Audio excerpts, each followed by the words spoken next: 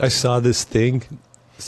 The difference between, speaking of the difference between Austria and Australia, I saw this thing that every year there's about 100 people who end up in Austria thinking they were going to Australia. I saw that. Serious?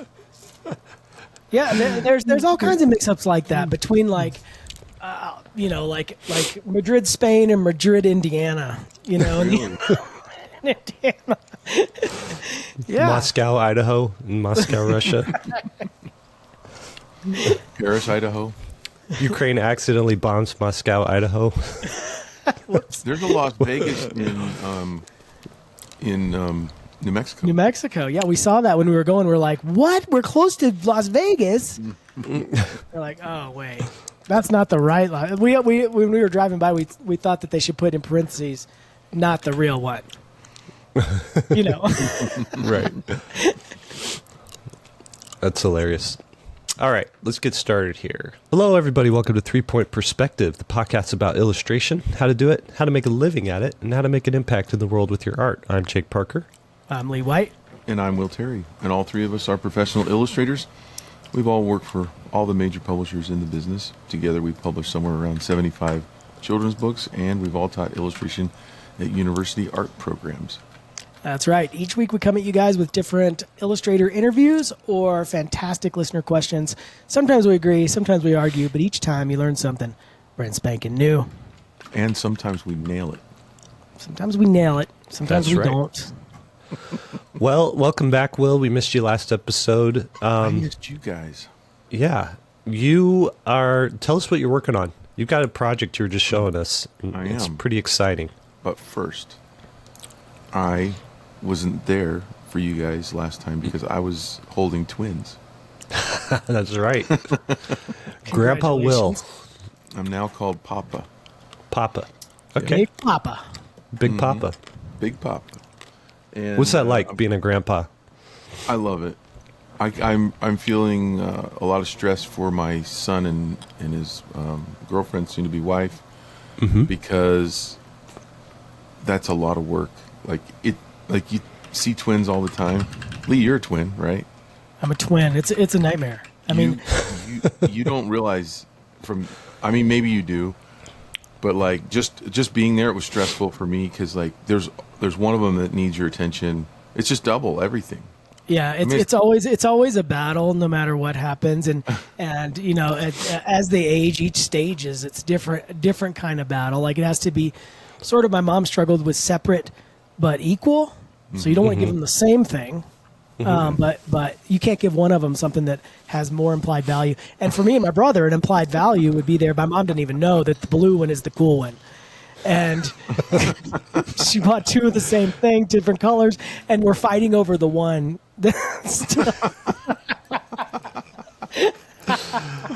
That's hilarious. So, I'll tell you this, things have gotten easier. Like my mom was telling us about stories where she would, finally, muster enough energy to get us to go to the grocery store, and she'd have to have a double stroller. But back then the stroller was side by side, not front to back, and she couldn't go through the door. So she'd have to get back in the car and go home. Oh man. Well, they still paint the toenails different colors because they don't want to lose track. You can't tell them apart.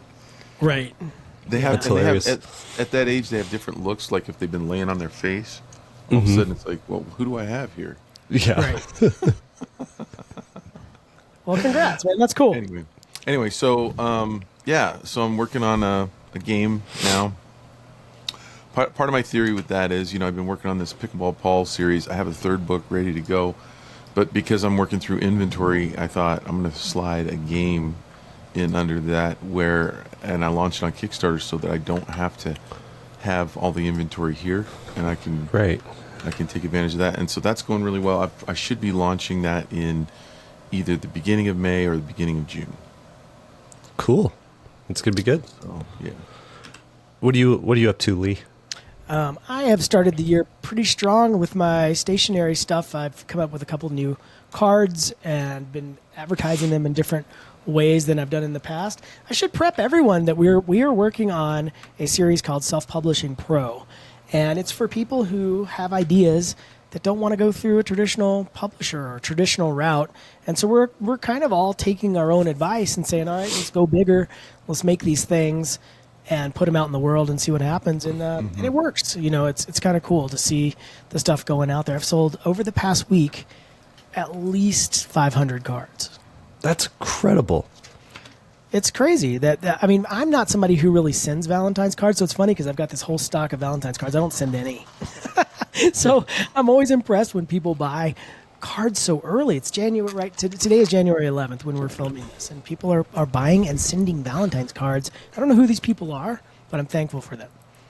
You're inspiring me. I realize that is like that whole section of illustration and like that side of the world is something that I'm very like aware of in my day-to-day life, because my wife gets cards, I'll get cards for her, and I used to work at a stationery store. Like it was one of my first jobs was called Paper Plus, and we stocked stationery and we stocked paper, and I was always just paying close attention to like the new cards that would come in and the different styles and the stickers and the pens and all that stuff. And every year when we visit New York City or when I go to LA, we always like make a pilgrimage to Books Kinokuniya to like look at the new pens and look at the new pads of paper and the notebooks and stuff. But it always in the back of my mind was like, oh, I could do this. Oh, that'd be cool. I could do this. But it wasn't until like this year where I'm like, I could really do this. I should do this, you know? Like, sure. I feel like it's the perfect thing for you and me. Are like, we suffer from ADHD, like undiagnosed, but it absolutely is present. Oh, it's there. Yeah. And I feel like it's a perfect thing because as soon as you get bored with Valentine's Day, there's going to be Easter, you know, there's going to be it's endless. Birthdays. There's going to be 4th of July. There, you know, as soon as you get bored with it, you design, oh, now I'm working on Christmas stuff, you know. And, it's fun too. It's quick because it's just single hit images and you can just sort of run with a theme. I mean, I think I've done 7 different Valentines so far, and I've got 5 queued up that I'm painting right now. Yeah. They're just fun. I mean, and like, you know, it's easy to just make a variation on a theme, and it doesn't need to go so deep that, you know, children's books and picture books are really hard for me. I'm sure they're hard for everybody. Just to come up with a satisfying ending, to come up with a satisfying, you know, climax to a story is hard. But to come up with a sweet Valentine's card, it, by comparison, is quite easy. It just needs to be sort of decorative and somewhat sweet. I'm not good with doing something that has no story or concept, but it's fun. It takes a lot of pressure off, and with how fast, you know, I hope it's not a humble brag. Once you're fast enough, this stuff can be done really quick. I mean, anybody who's been working for, you know, let's just say 5 years can make images quickly. And so you come up with an idea, you can bang it out. And like Will was talking about, like at this point, when I think of an image, it ends up looking exactly like I have thought it would look like. You know what I mean? It's not a struggle to make the work. So it's fun. It's really fun. Super cool. Let me hit something really quick. So the 3 of us, we're not doing a lot of freelance right now, right? No.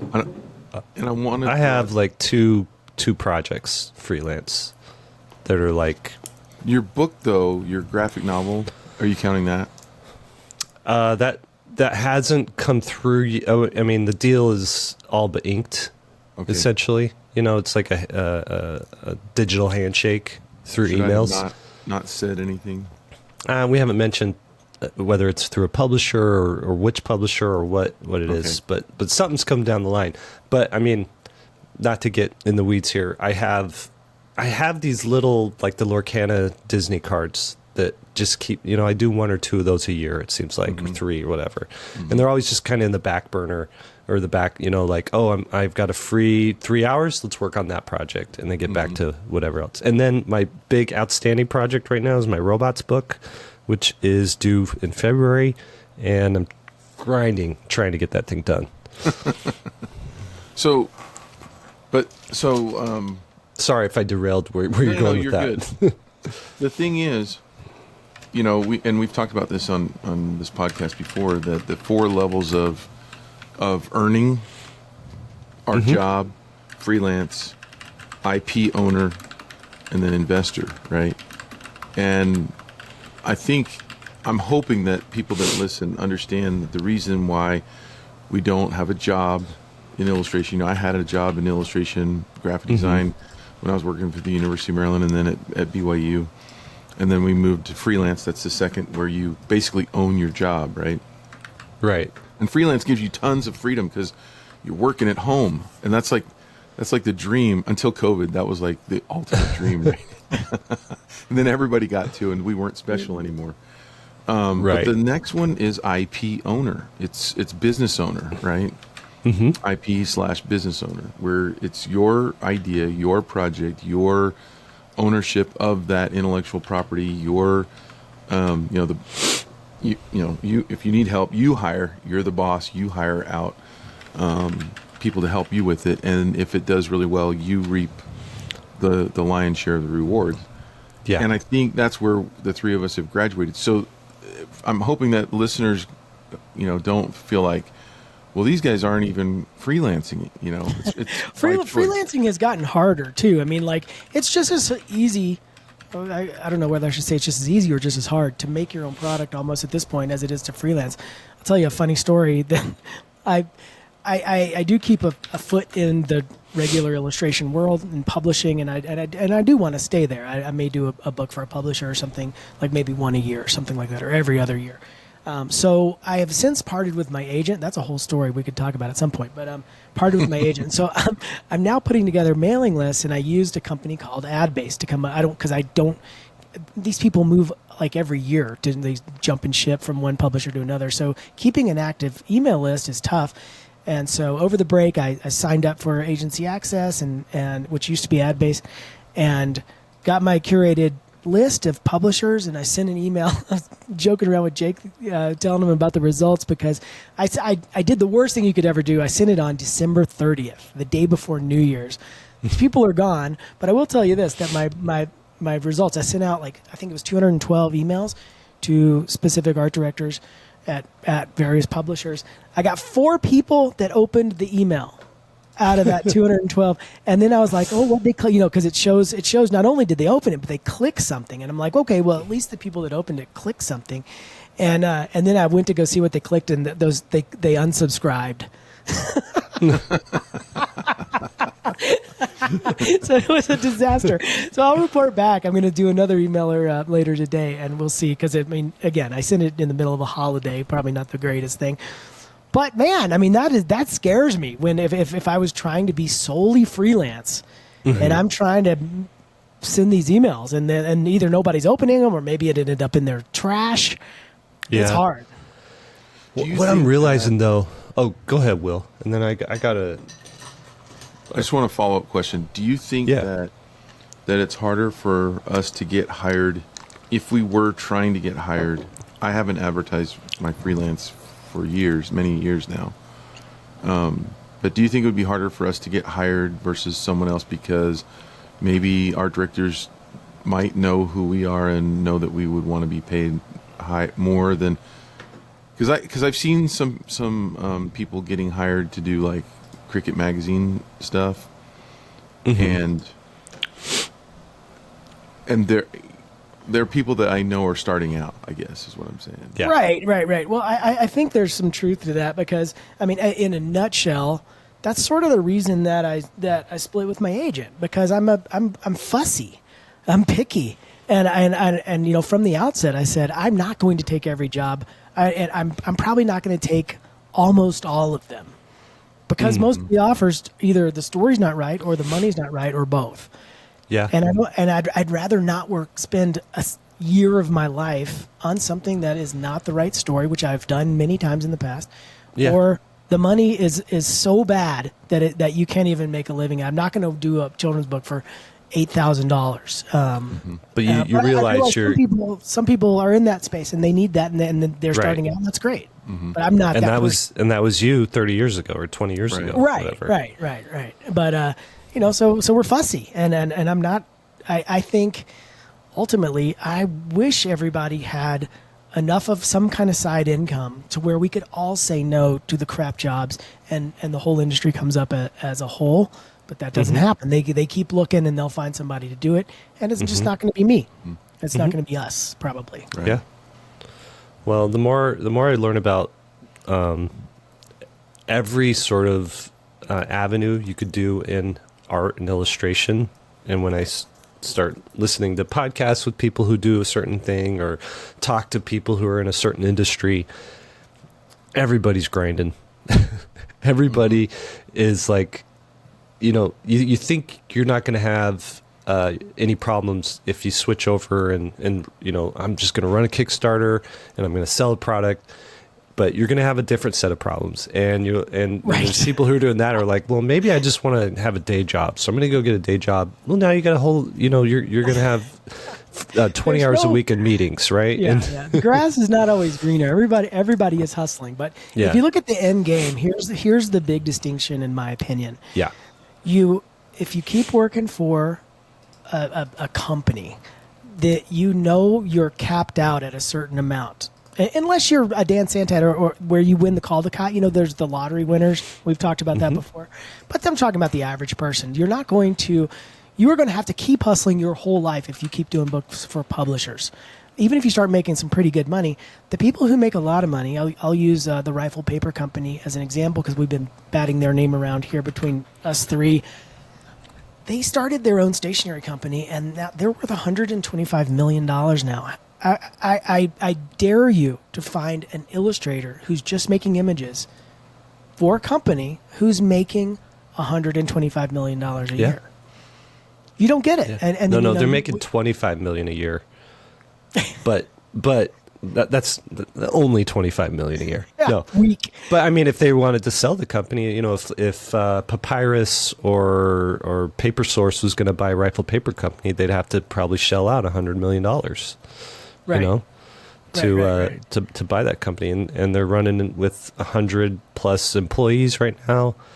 It's fascinating. Oh, maybe that's where I got those numbers mixed up. But anyway, they're making into. I don't know a lot of illustrators making millions of dollars working for a client.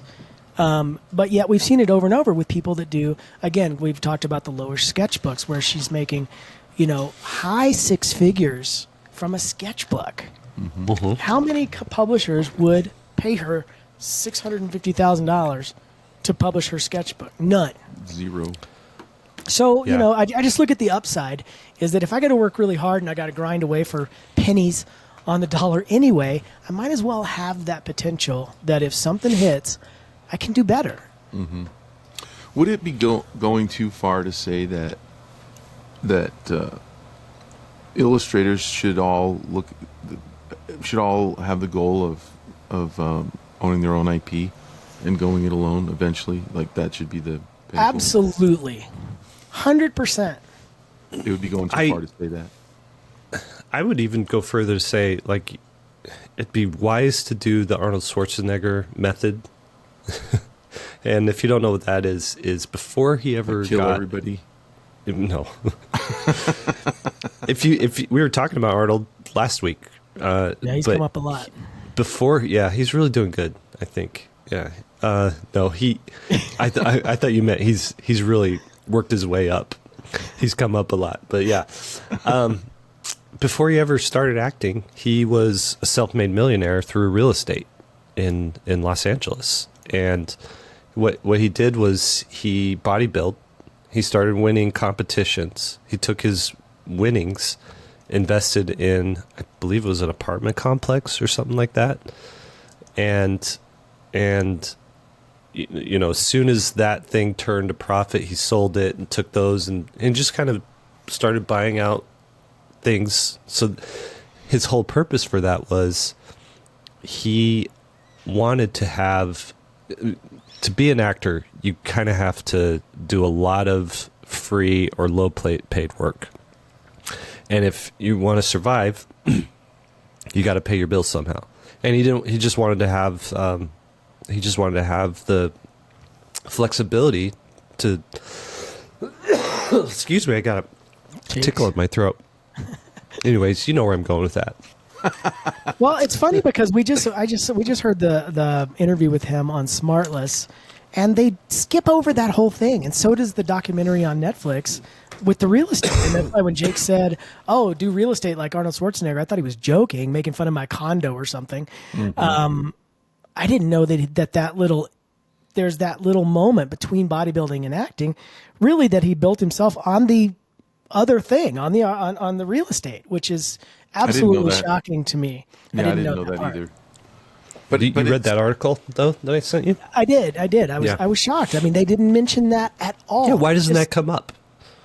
I don't know. I mean, I wonder if it's just not sexy as it is to go from being a top end bodybuilder to being a Terminator actor. I mean, that's the sexy segue. They skip the slumlord part in the middle. You know what's funny is my brain could not save money for the first 40 years. It's embarrassing. But I always felt like I needed my money to live on, and I needed my money for enjoyment. And like when we had money that we could have invested, I was like, oh, we could go snowboarding as a family, and we could go mountain biking, and those are memories we can't ever get back. I wish that I had a little bit more. It was like, screw the memories. I want the cash. I need it now. The memories aren't feeding me. I wish that I would have had a better balance. Yeah. Because, money invested obviously when you're younger is going to pay you. Is going to be able to double and double and double again. You can make memories without going snowboarding. You can, however, it's hard. So, but no, right at 40, I was like, I'm going to have a really tough retirement if I don't start really saving. And so I started saving like on steroids in my 40s and still in my 50s. And interestingly enough, caught up to where I should be, I think, barely, if I had been investing all along now. But it's so important. It's so important, and it allows you, if you have that, even if you have to dip into your savings, like if you have an idea for a project, and there will, as you do this, I can tell you there will come projects where you're like, I know that I can make money on that idea, but it's going to cost me $5,000 or $10,000 to do it. And I need that money. And if you can self-fund yourself out of your savings, and then turn that $10,000 into $50,000 or $100,000 or $200,000, I mean, the sky's the limit. These are the way that our clients think, and they use us as freelancers to help them with those dreams. Right. I think that's a great point that you're bringing up, is that they'll pay all the stuff to publish. I mean, all the money to publish and to store and to advertise. And we're the face of that, and yet we won't invest the same thing. It doesn't make any sense. Right. I've always said that illustrators for some reason, illustrators want it the safest way, I think. I think we just, if you take musicians, everybody knows that if you go in, if you have a band and you want to make music, that you have to make the music first without getting paid, right? So you have to risk all your hard effort and time and money on the hopes of making money. Same with authors. No one pays you to write a children's story. You write the story first on your own time, you gamble your own time, and hope to be able to sell it. Illustrators are like, I want to be paid up front. What the heck? You know what I mean? Go out there and make a thing. Like so many of the other artists, the gallery artists too. They have to make the art first and then hope to sell it. Be like them. Don't go, where's my job? Right. That's my rant for the day. Phew. The other Achilles heel for illustrators, in my opinion, is they don't realize that in order to make money, you have to spend money.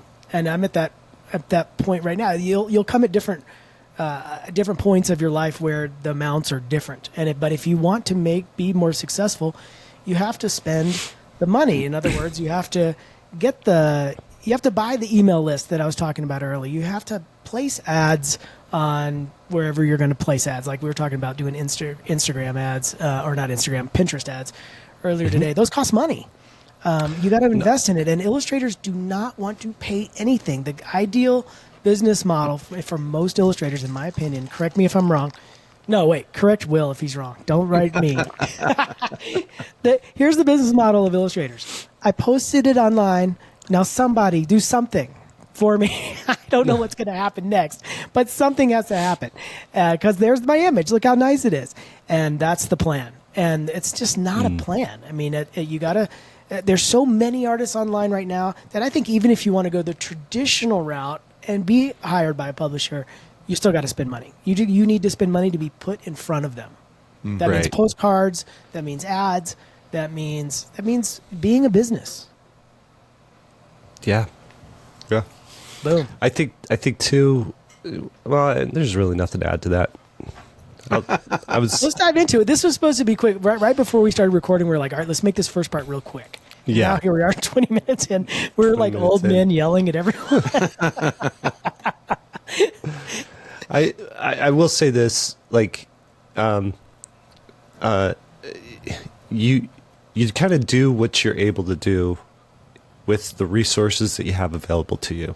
And if right now all you can do is, I mean, you talk to 22-year-old Jake, he has no idea how business works. All he knows is he can draw a really cool spaceship, right? And so lean in to your strength there.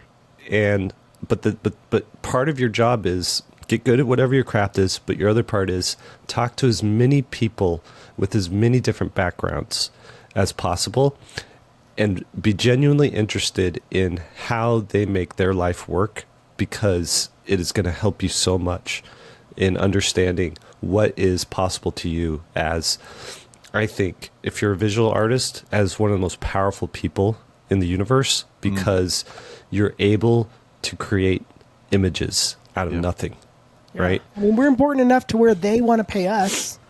Why shouldn't we do the same? Invest the same. Think about it, what you're saying, Jake, this way. Your stationery idea, a book, a children's book, a game. What is the product? It's an idea and artwork. That's all it is, right? It's an idea and artwork. There's some writing skills that are there.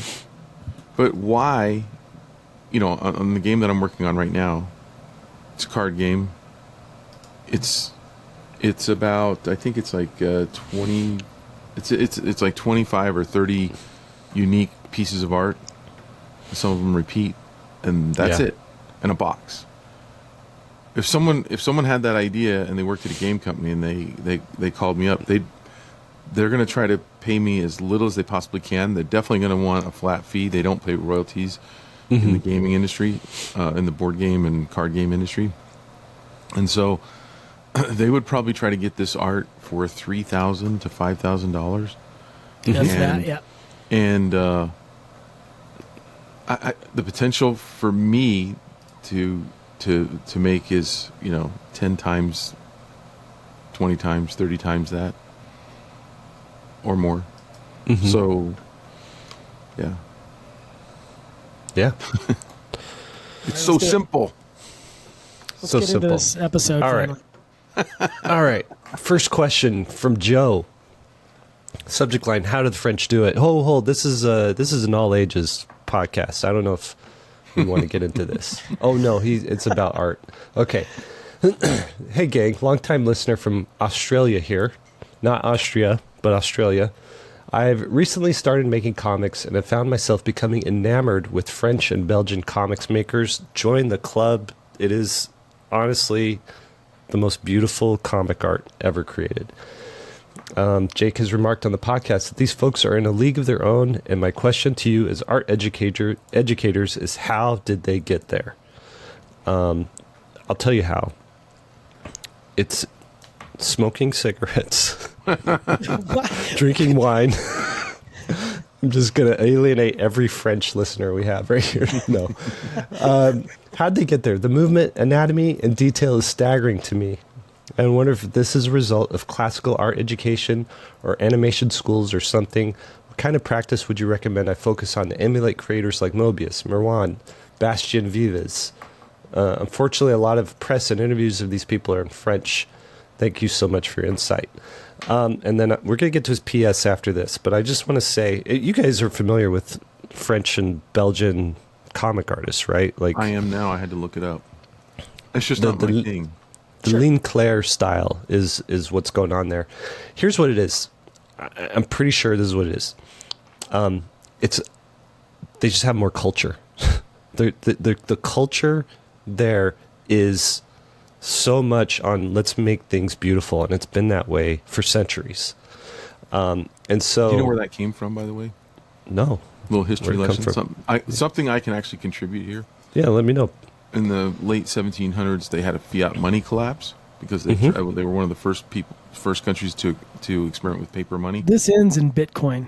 It actually does, but I won't take it there just because you said that. Their whole country imploded financially. What brought them out was creating things of value. So they had to take the materials that they had and make something amazing out of it that other countries wanted. And the only way they could compete was with quality. Oh, so that's where that started. So that's how come you got good cuisine and good artwork and good whatever else. A lot of the luggage was made in French. In French. 3, how to say you're an American without saying you're American. This whole answer. So here's what I think it is too. You're a little kid growing up in France. What gets handed to you to read? It's not Superman. It's not Batman. It's going to be a Tintin comic. It's going to be, an Asterix comic. It's going to be all these beautiful comics that have been made, and you're going to immediately just have a stronger visual understanding of what the level is. And then I got to say, there's probably just better access to training, to art training. And so I really think that's it. If you look at, I don't know how many of you have kids in public school right now, but who are listening, but I'll just ask you, you two both have kids in public school. How's the art education been in that public school that your kids went to? Non-existent. Yeah, we forced my kid to read graphic novels when he comes home. I'm not kidding. We're reading. He's reading Death Note right now. That's a good one. That's a good one. Nice. You can't do much better than Death Note. It's non-existent, and it grinds my gears because listen, creativity is the way you solve problems. Creativity is how we get out of messes. And if you want to raise a generation of creative kids, you got to let them have opportunities to be creative. And here I go. Now it's my turn for soapbox. You do not, when you work in art, there's no one answer to solve a problem. The problem can be solved a million ways. And kids need that, because when you work in a video game, when you work on a test, a math test, science, there's a very narrow way to solve the particular problem, right? And that's really what kids are faced with who aren't creating stuff. And so, for Pete's sake, give your kids glue guns and construction paper and give them really beautiful stuff to look at, and just give them access to make some things, because we're going to need that we need it now. We needed it 20 years ago to help solve our problems now. It's true. We're a little secret. We're just at the beginning planning stages of this, but we're thinking about taking my son out of school and moving to Barcelona for a little bit. What? I'm not kidding. You always have a new place to move every year. Yeah. Well, I don't know. Colorado's not doing it for me. No. We're not moving there permanently. It's just going to be a semester abroad. Babe. We're going to pull him out of public school and travel for a little bit. Listen, I don't care as long as you have high-speed internet and you still show up to do this podcast at 9 on Wednesday mornings. I will be so cultured. I'm going to be at a cafe doing this, and I'll be painting. Dude, that's awesome. You should do it. We are talking about it. Will's friend Wayne took his family to Italy for a year. Yeah. See, it happens. Yeah. Maybe we should do half of his kids learned Italian. The other half had no interest and just tried to go without. The ones that learned Italian still know, mostly, still practice it with him. Yeah. They have their arguments in Italian now. Hey, what is it? So we've offended Australians, French people, and Italians. Who's next? I didn't say anything about the Barcelonians. Barcelonians? No. I have too much respect for Spaniards. The last part of his email. Yeah, so here's the PS. I always thought that if there was a blockbuster film adaptation of 3 Point Perspective, Adam Driver would play Jake, Christian Slater would play Lee, and Ron Perlman would play Will. You nailed it. That is absolutely nailed it. Really fantastic grouping right there. I think I look more like Vincent D'Onofrio. Yeah, I but give you you got a that. Jason Momoa quality. You got that too, but man, Ron Perlman is he's got that baritone voice. That huge deformed head look. Yeah, I've got that Adam Driver like goofy nose, chin, like thing and I've going got that on here. Christian Slater kind of cool, understated coolness. Yeah. That's exactly it. I think he nailed it. He nailed this. So good job, Joe. All right, next question. Georgios, any fresh tips on making an email list? Oh boy, I could do an entire episode on email lists. Hello, guys. That's like asking David Hone about taxes. You just hit in Jake's wheelhouse. It's Georgios from. This is our international one. So this is Georgios from Athens, Greece. Your podcast is fire. Any amazing brand spanking new tips on how to build an email list in this modern era of internet? I have a really low Instagram following, below 3,000, and I never seem to be able to get to them via posts and stories. I have 500,000 followers, and I feel the same way. I honestly do. Is it helpful to have an email list, or is it getting outdated? No, email list is like more important than ever because of the algorithmic problems that we're just having. Like, unless you want to be making, spend an hour every day making videos, posting them to Instagram, you gotta start building that email list. And the nice thing about an email list is these are people who I want to say the more skin you have in the game, the more likely you're going to stay in the game, right? So a like, a follow, a comment, low skin in the game. Handing over something you own to someone else, an email address, that's like that's a transaction. I'm giving you my email address, and with that, I'm giving you permission to send me messages. Okay? Yep. So people don't just give up something they own for free, right? So you have to give them something, you have to promise them something or give them something in exchange. And so the best way to grow an email list is to offer some kind of incentive, okay? And the incentive you offer is what attracts the type of people that you're going to put on your list. So let's say, if you wanted a bunch of rabbits to be on your email list, would you offer like a hot steak in exchange? No, rabbits don't eat steak. But if you had a big juicy carrot, who's going to show up? You're going to get a bunch of rabbits. You might even get a few turtles, right? This is really weird, but yeah, I don't know where this is going. So what I'm saying is, Will has a huge email list. Tell us about your huge email list and the difference between meat and carrots on that one. Yeah, so I have like 9,000 people on an email list called What They Don't Teach in Art School, the book that I did. 3 or 4 years ago. And What are those people interested in? those people are interested in the business side of illustration. Yeah. They are not interested, I've come to realize, in pickleball Paul, the children's book. and so you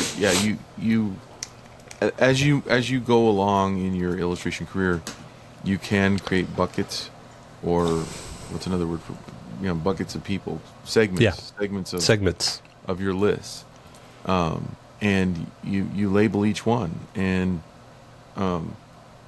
that's what you're really doing, is you're collecting people of similar interests. Mm-hmm. So Mm-hmm. I was going to add to your thing, because like you're spot on, Jake. Like, you have to offer something free. It could be a downloadable thing. Is probably the easiest thing. Is if you have something to download, like Jake's doing a newsletter, something that's digital. Because if you offer something for free, like a card or something, a greeting card, or then you got to mail it. Then you're talking about a lot of money. That proposal doesn't really work, right? Mm-hmm. But you can start out that way.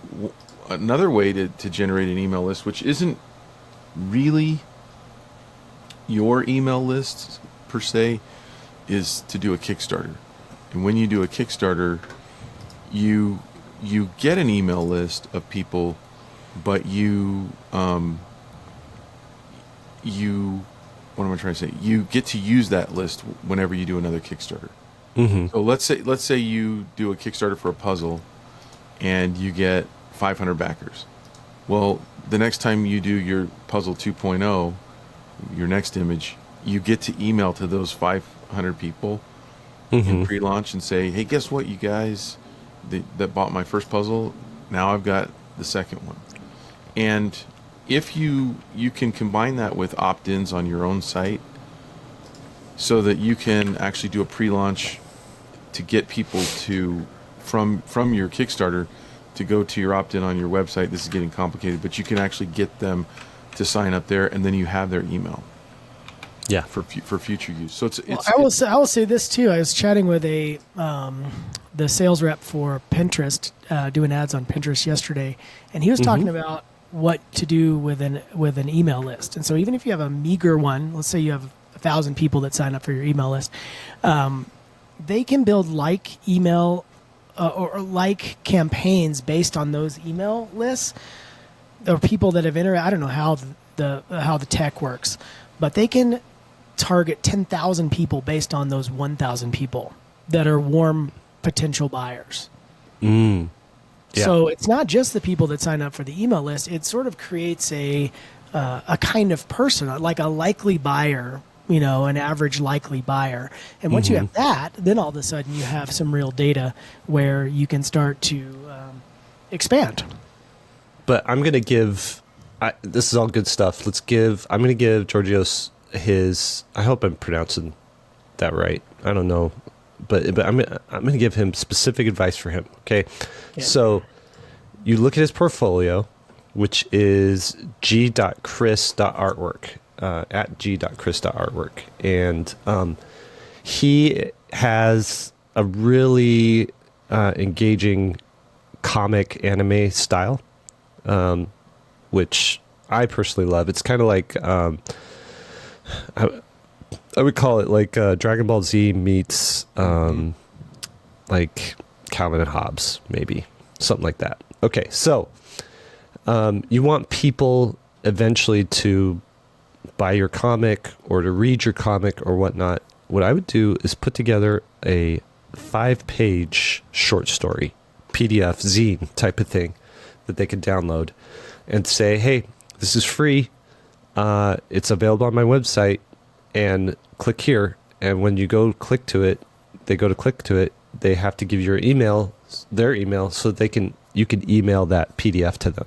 And there's email services that are going to help you with this. So I use ConvertKit. There's MailChimp. There's just Google email services. There's Substack. And you're going to want to sign up for one of those, and they're free for the first 1,000 emails, something like that. But you're going to offer this thing for free, and then you're going to start building your email list like that. And every so often, you're going to release another thing that is like a taste of what it is that you're creating.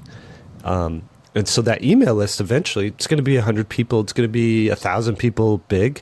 These are all people who were specifically interested in the thing that you're sharing. And so when you email them and say, hey, everybody, thank you for, supporting my work over the years. And thank you for, everybody who's shared my work online and whatnot. I have a Kickstarter I'm launching for a collection of all my comics.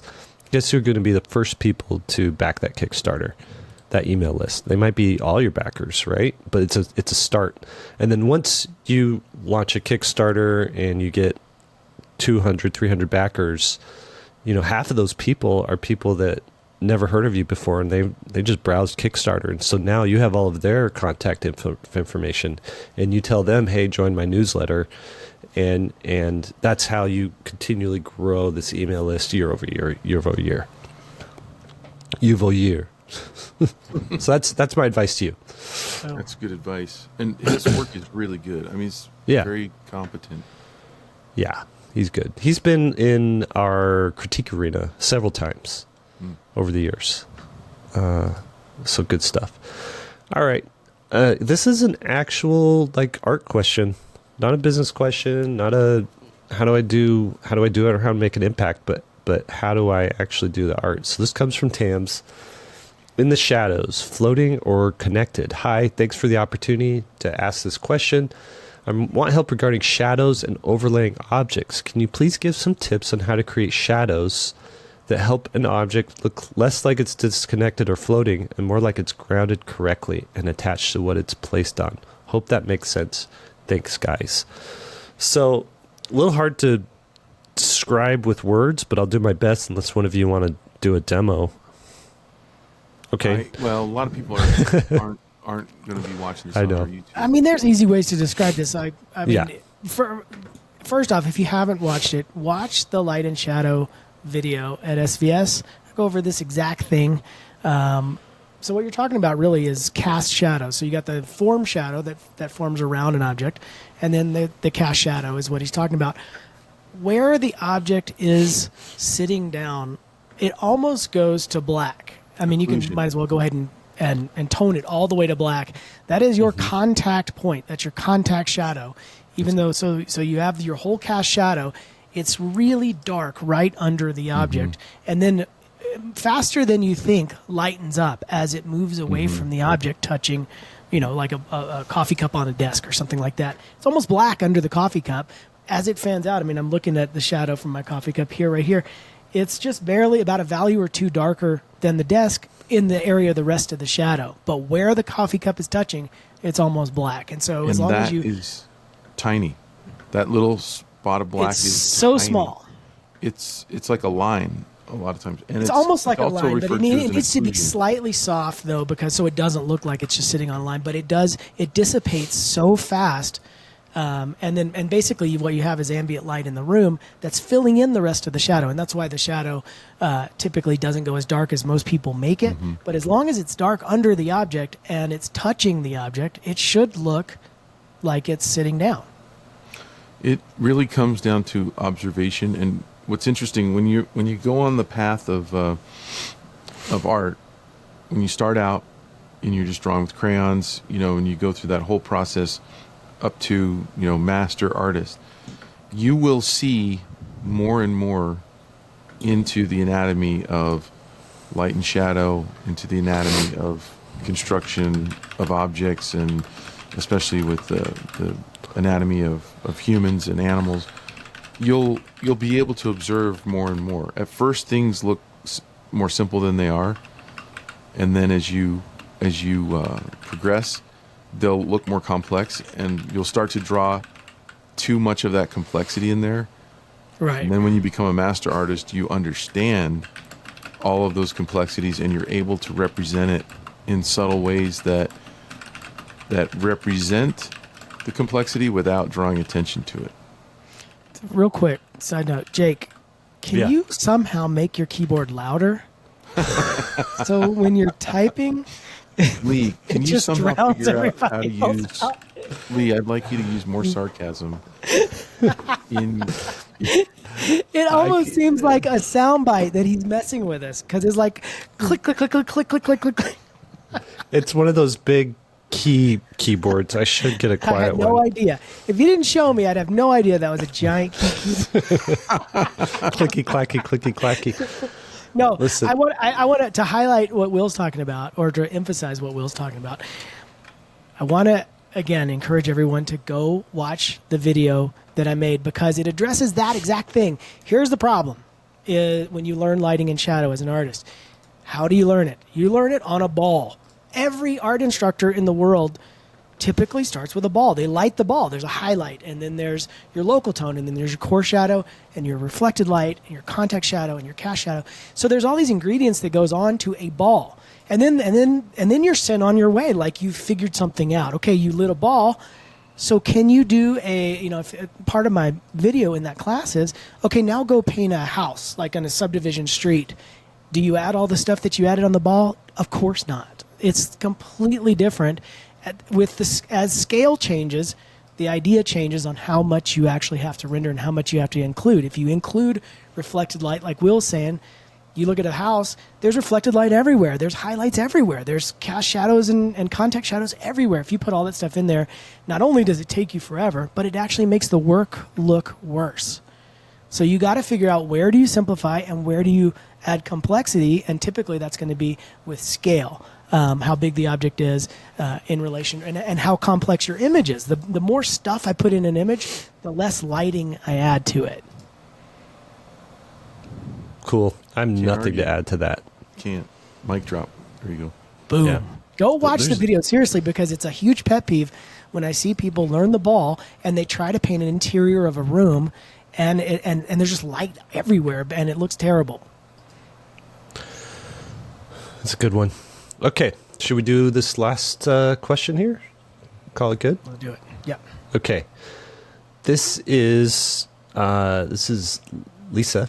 She says, no demand for your style. Hi, guys. Thanks for the podcast. I've learned so much. I've been reaching out to agents and art directors over the last few months. And while I've received some kind words and some will keep you in mind type responses, a lot of the feedback has been that there's not enough demand for artists with, quote, my style. I can't quite tell if this means that I'm not good enough yet and that this is really just a generic no thanks, or if I actually need to overhaul my style in order to start getting more work. And if so, what advice do you have for me to do this specifically? She writes more, and I just want to pull this up so we can look at it together. Did you guys look at her art yet? Mm-hmm. It's really good. Mm-hmm. It's really good. Yeah, so I think they're honestly, the honest truth is you're good, but I could see why art directors are passing on this particular style for projects. Do you guys agree with me? Why do you say that? For children's quantify books? that. Yeah, I would say let me pull this up so we can look at it together. I mean, she seemed like a no-brainer for covers. It doesn't seem right for a children's book per se. Because it's Yeah. too detailed? I Because it's think too rendered? I think she gets too dark. There's too much contrast, I think. Her darks are too dark, right? And the too blacks black. are too black. And this is such a problem for shooting for shooting for the mass market, because no one's responsible and everyone's like That's a art great image directors, right there. They're Like all her- they're all copycats. What they want Yeah. is they want you to fit into their mold so that everybody kind of looks sort of the same until someone's able to do something different, and then they'll try to tell people to go and do that style. It's true. So that's like one of the problems with the. I think her most successful and appealing pieces are these lighter pieces. Like I agree. It this might one be right the here. palette. It might not be the rendering. It might just be the palette.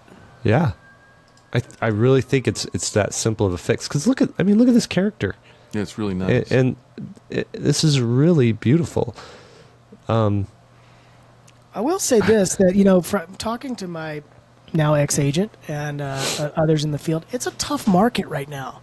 So that may be part of it as well. It may not be an outright rejection of this person's style.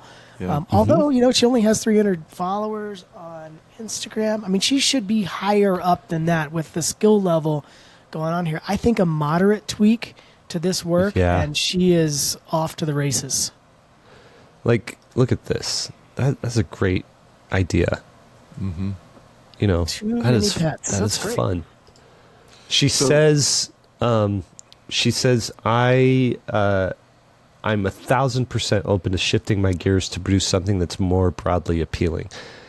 The nice thing about this is she doesn't need to become a better artist. It's just like she knows everything she needs to know to make a great illustration. She's got good concepts. She's got good contrast. Good contrast, good design. I really think it's just a palette adjustment.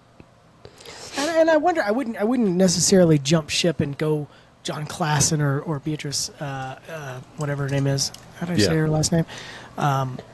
Which is, really, really flat, really, really stylized, kind of clumsy. I don't think that would fit this, but, if you want to play around with backing off the, if you had a slider bar and 10 is fully rendered, every shape is got a highlight, and 0 is just a flat piece of paper. Where are you on that slider bar? I think she's probably at a 9 right now. Mm-hmm. If she backed off to like a 7, what does that look like? You know what I mean? Where we don't get a highlight and a shadow on every fold of the clothing. Probably is going to be a little bit better. You know who she reminds me of? Lauren Long. Uh-huh. Yeah. Which but was you know what? Well. For us to say, make these tweaks, these little tweaks, it's not going to change anything overnight. It's not going to be like, oh, now you're just going to get hired. The thing that will move your needle quickest in getting hired is to write a really good story, which you can't just write a really good story, right? I mean, if you could and you did and you wrote something that publishers look at that donkey image. Good night, good day at the top, upper right. That looks exactly like her work. Yeah, so you need to write something that they want, and then they'll take your art with it, or you need to publish stuff on your own. And we keep saying that, but it's like it's really hard right now just to put a portfolio out there and get hired. Mm-hmm. You need to do projects that wake up art directors where they see your stuff on something that's being used and they want to use you, or go. I wonder if this person's path to publishing isn't through the YA market. Like basically age up that character with the monster that she has, that kid that's standing in front of the monster, age him up a little bit so where he's 12 and not 8, and then do 5 black and white pieces that would go on the interior of a project, and she's off to the races with that as well. I think that's an easier transition than the picture book, which might take 6 months to a year to adjust. Mm-hmm. Yeah. This is such a good piece. It's wonderful. Wonderful.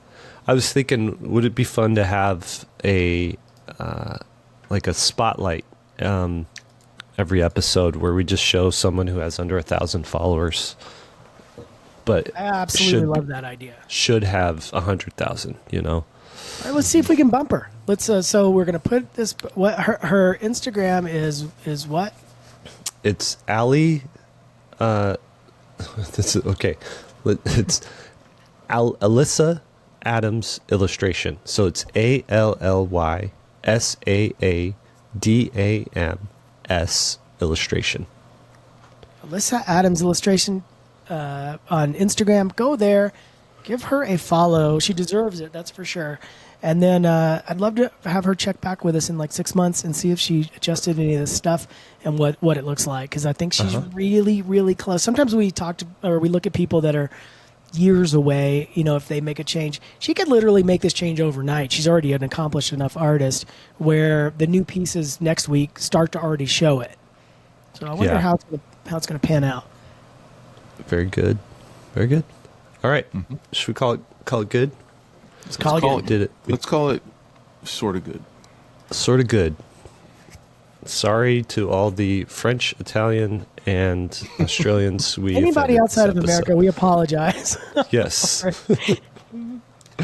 All right, everybody. Thank you for joining us. 3-Point Perspective is made possible by SVSLearn.com, where becoming a great illustrator starts. Your hosts are Will Terry, Lee White, Jake Parker. This podcast produced by Daniel Tu. It's danieltu.co is his website. Check out his work there. He's actually a filmmaker, and he does some pretty cool filmmaking stuff. So check that stuff out. Keeper of the curriculum, Austin Shirtliff. Shownotes Wrangler, Lily Howell. Chief Operations Officer, Lisa Fott. Now, go draw something.